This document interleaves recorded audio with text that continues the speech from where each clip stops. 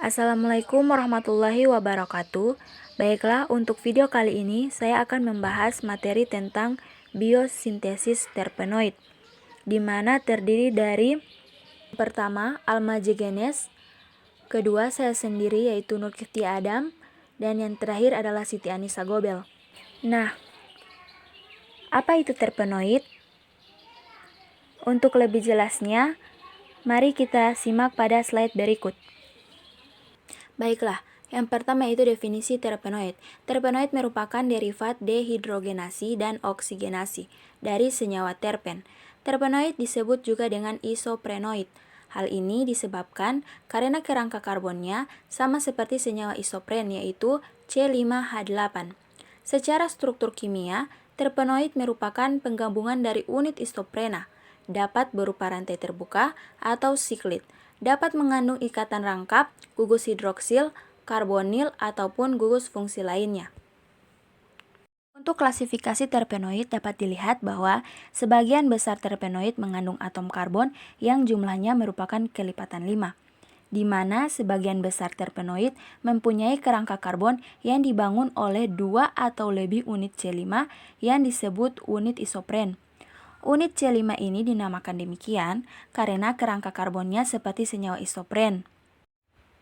Secara umum, biosintesa dari terpenoid terjadi dengan 3 reaksi dasar, yaitu yang pertama, pembentukan isoprene aktif berasal dari asam asetat melalui asam mefalonat, dan yang kedua, penggabungan kepala dan ekor 2 unit isoprene akan membentuk mono, sesqui, di, sester, dan politerpenoid, dan yang terakhir yaitu penggabungan ekor dan ekor dari unit C15 atau C20 menghasilkan triterpenoid dan steroid.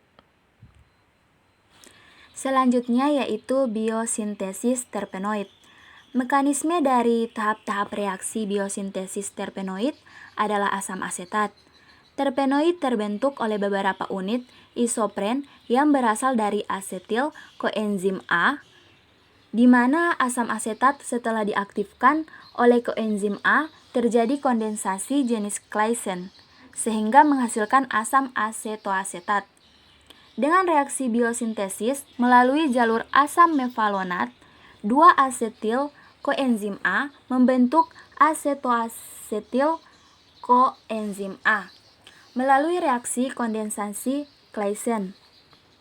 Asam asetoasetil koenzim A yang terbentuk bergabung dengan asetil koenzim A membentuk glutarat koenzim A melalui reaksi kondensasi aldo.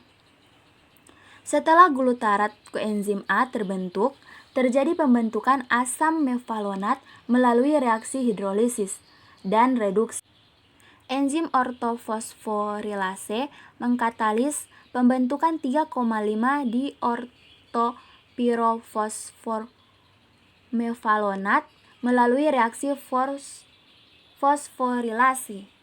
Kemudian mengalami dekarbolisasi dan deforfolilasi membentuk isopentenil pirofosfat, yaitu IPP. IPP mengalami isomerisasi menjadi dimetilali pirofosfat, yaitu DMAPP.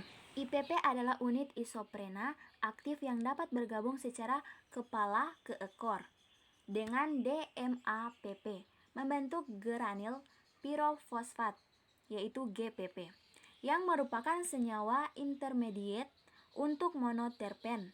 Proses tersebut dapat terus berlangsung dengan penambahan IPP terhadap GPP dengan katalis enzim menghasilkan farnesil pirofosfat, yaitu FDP, yang merupakan intermediate untuk sesquiterpen.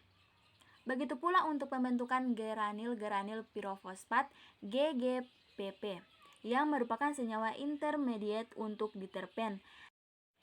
Demikian pembahasan materi tentang biosintesis terpenoid dari kelompok saya. Jika ada kesalahan mohon dimaafkan. Demikian, wassalamualaikum warahmatullahi wabarakatuh.